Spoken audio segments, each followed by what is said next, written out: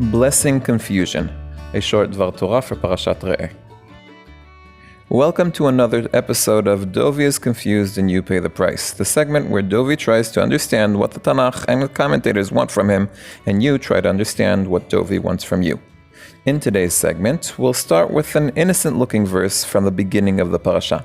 And it shall come to pass, when Hashem your God brings you into the land, you shall put the blessing on Mount Gerizim and the curse on Mount Eval.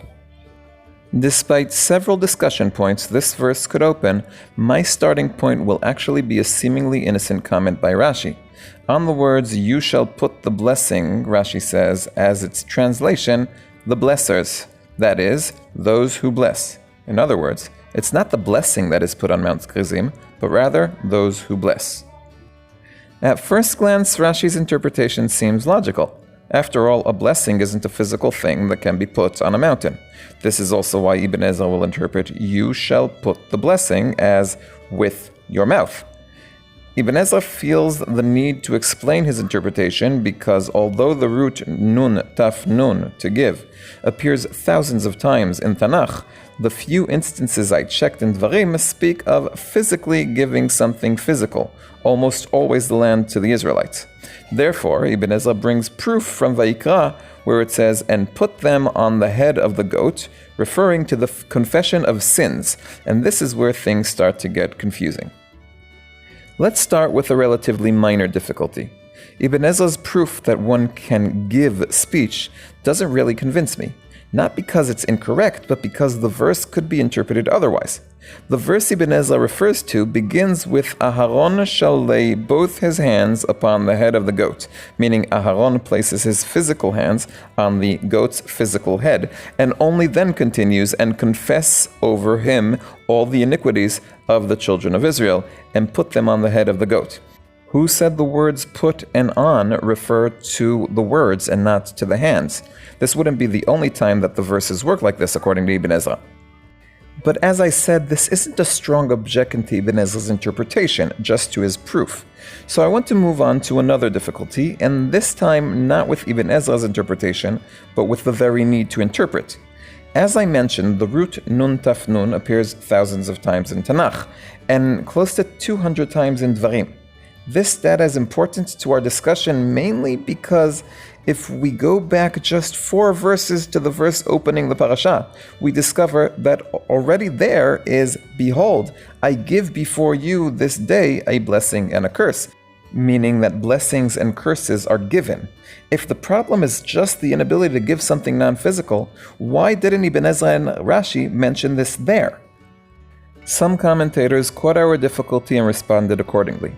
For example, Rabbi Yosef Bechor Shor presents in the very first verse that now that we've finished the rebuke section of the book and want to start the commandment section, we need to open with 2 possible paths, the path of blessing and the path of curse. Beyond Bechor Shor's noting that there is no middle way, he also explains that to give equals to present. Rashbam's interpretation is also given in the first verse. Behold, I set before you this day the commandment of the blessing and curse, meaning a commandment, in our case the commandment of the blessing and curse ceremony, is given. The interpretation is not fundamentally different from that of Ibn Ezra and Bechor Shor, who provide explanations for ways in which non-physical things can be given, and the advantage is mainly in addressing the issue already in the first verse. Rabbi Eliyahu Mizrahi, one of Rashi's main commentators, did not accept our thesis.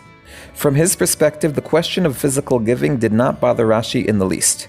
In his opinion, it's impossible to say that our verses refer to the blessing given on Mount Gerizim because our parashah was told to all of Israel, meaning everyone is supposed to bless. On the other hand, in the ceremony description, only the Leviim give the blessings. Therefore, Re'em explains that the intention is that the Israelites, Venatata, you, will put the blessers, meaning the Leviim, in a place where they can bless facing Mount Gerizim and curse facing Mount Eval. That is why he has to say, Venatata et hamevarchim, the blessers.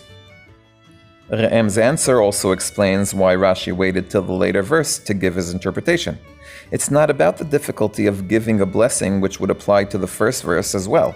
Rashi doesn't see a problem with this and therefore didn't see a need to interpret. The difficulty that Rashi addresses is relevant only to the second verse, the verse concerning the blessers. Somewhat following Ra'am's path, I want to suggest a slightly different idea.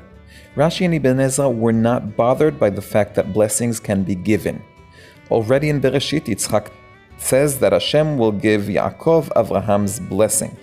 But giving a blessing, unlike blessing a blessing, has until now been a unique divine action and not a human one. Therefore, when Moshe speaks in the opening verse, Rashi and Ibn Ezra don't feel the need to respond. Moshe is Hashem's representative. Hashem gives blessings. But when the Israelites are asked to give a blessing, Rashi and Ibn Ezra, each in their own way, need to address the question of blessing giving. Ibn Ezra says, yes, although non-physical giving was perceived until now as a divine action, there are the sins which the priest gives on the head of the scapegoat. Rashi explains that this is indeed not possible, therefore it's not about the blessings, but about the blessers. And me? I'm a little less confused and can only hope that you are too. Dovi Holtz, one who sometimes gets confused, but always loves Tanakh. In memory of my beloved and heroic student, Amichai Shimon ben Ishai and Batya Rubin, Hashem Yikom Damo.